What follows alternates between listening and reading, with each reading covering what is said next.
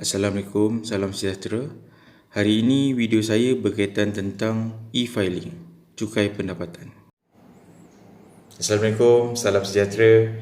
Bersama lagi dalam YouTube channel saya, dan kali ini saya ada satu topik yang agak menarik untuk dikongsikan supaya kita tidak ada masalah tentang bagaimana untuk mengisi borang e-filing, iaitu self-assessment. Dan biasanya pengalaman yang lepas saya agak mahir untuk isi borang BE sebab kerja makan gaji dan status dia ialah ada pengajian.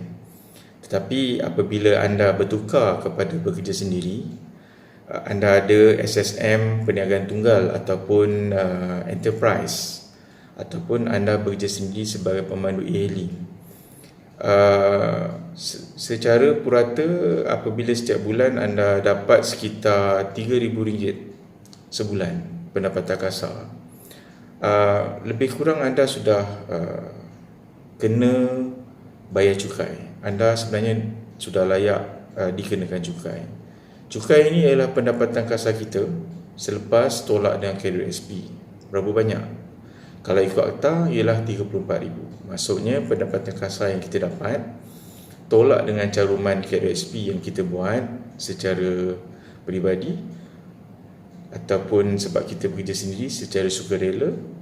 Tetapi jika pendapatan kasar itu masih melebihi RM34,000, anda kena buat tax return. Itu adalah yang diwajibkan oleh undang-undang. Jadi sekarang saya ingin membawa topik ini supaya kita sama-sama dapat belajar dan juga memahami secara mendalam bagaimana nak isi borang.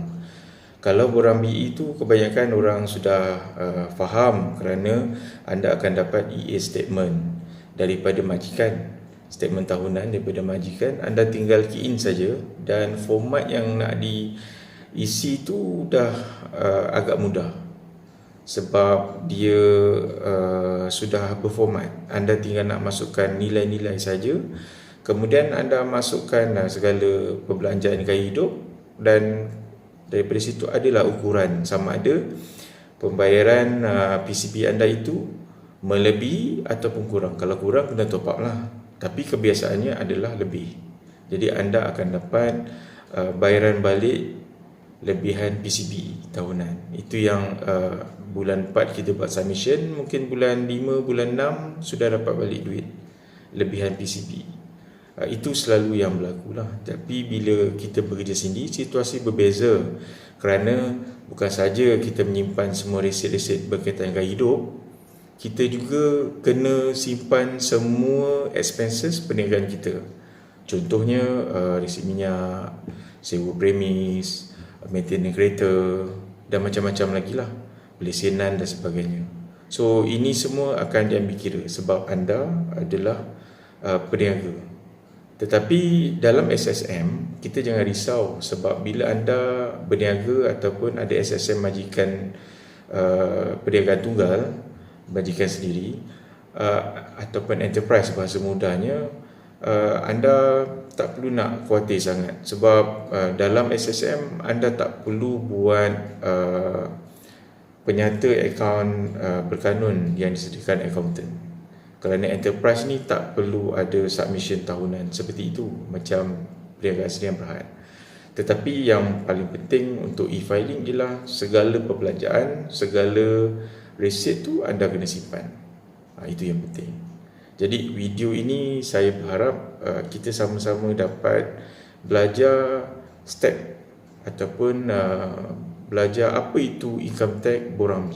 Borang B maksudnya anda ada punca pendapatan daripada perniagaan. Jadi itulah adalah transformasi ataupun transition yang anda perlukan sebagai seorang warga negara Malaysia yang bertanggungjawab. Untuk maklumat selanjutnya, anda boleh pergi ke portal LHDN untuk melihat status berkaitan tentang cukai individu dan lain-lain lagi, dan maklumat asas berkaitan tentang perkara tersebut. Fokus kita untuk video ini ialah tentang pendapatan perniagaan milik tunggal ataupun enterprise. Jadi dalam maklumat LHDN ini, anda akan dapat banyak info-info yang berkaitan tentang apa dimasukkan dengan perniagaan, apa dimasukkan dengan perbelanjaan perniagaan. Melalui portal LHDN ini juga anda akan lihat berapakah nilai pendapatan kasar yang kena cukai.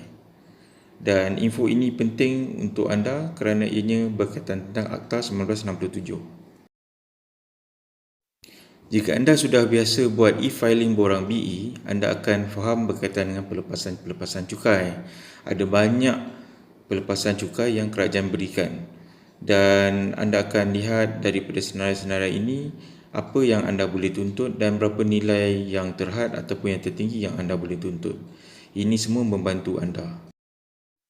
Di dalam portal ini juga anda akan lihat jenis-jenis pendapatan yang dikenakan cukai. Anda juga boleh buat pembayaran cukai melalui bayar hasil ataupun online banking. Selalu ni saya hanya memakai online banking kerana lebih mudah. Kita juga ditawarkan rebate cukai yang melibatkan pasangan kita, sama ada bekerja atau tidak bekerja, dan semuanya ialah bernilai RM400 setahun. Zakat yang dikeluarkan pada tahun taksiran itu juga boleh dituntut sebagai rebate cukai. Pendaftaran fail cukai anda untuk kali pertama perlu dibuat di pejabat LHDN dengan membawa dokumen-dokumen berkenaan. Okey guys, itulah tadi perkongsian berkaitan e-filing borang B di portal LHDN. Okey, kita sahur dulu, nanti saya sambung lagi ya. Okey guys, macam mana tentang perkongsian berkaitan tentang portal LHDN? So, maklumat yang diberikan oleh LHDN sangatlah menyeluruh. Anda boleh dapat maklumat tentang pelepasan cukai, tentang rebate cukai dan pelbagai lagi. Dan semestinya ada banyak borang yang boleh dipilih untuk e-filing. Tetapi dalam fokus video kita ialah kita hendak transition antara pengisian borang e-filing BE berpengajian kepada borang e-filing B ada punca pendapatan perniagaan. Dan untuk borang B ni kebiasaannya kegunaan untuk SSM, milikan tunggal ataupun enterprise dan juga bekerja sendiri seperti pemandu e-hailing. Jadi itulah fokus untuk video kali ini. Pendaftaran kali pertama cukai kena dibuat di pejabat LHDN. Anda kena bawa borang EA statement anda ataupun annual statement yang menunjukkan pendapatan anda. Kemudian bawalah salinan IC dan juga sijil nikah jika anda sudah berumah tangga. Kerana dalam sistem LHDN, maklumat pasangan anda akan direkodkan bagi tujuan taksiran bersama atau berasingan. Jangan lupa anda juga akan dapat rebate RM400 bagi diri dan pasangan anda. Selepas pendaftaran di pejabat LHDN, anda akan diberikan username dan password untuk login ke portal e-filing. Jadi, anda perlu membuat perkara itu sebelum memulakan e-filing submission anda. Selepas berjaya login dalam portal LHDN, anda pilihlah e-filing dan klik di situ. Kemudian anda memilih EB dan pilihlah tahun taksiran yang berkaitan. Kemudian di borang B e-filing itu, anda semaklah data yang sedia ada dan masukkan data-data yang berkaitan tentang pendapatan anda, sumbangan hadiah anda dan juga tuntutan pelepasan cukai yang anda buat. Tetapi pelepasan cukai mesti ada resit ya. Jadi anda tuntut apa yang ada resit ke dalam tuntutan itu dan juga anda boleh membuat pengisytiharan tahun lepas. Kemudian akan keluar rumusan cukai dan daripada sini anda semak berapa yang anda kena. Daripada maklumat perniagaan, anda boleh isikan untung rugi daripada perniagaan anda dan juga perbelanjaan yang anda kena keluarkan untuk perniagaan anda. Selepas berpuas hati dengan data yang anda masukkan, anda boleh buat electronic signature dan LHDN akan berikan pengesahan penerimaan borang B anda. Okay guys, macam mana so far penerangan yang saya telah berikan?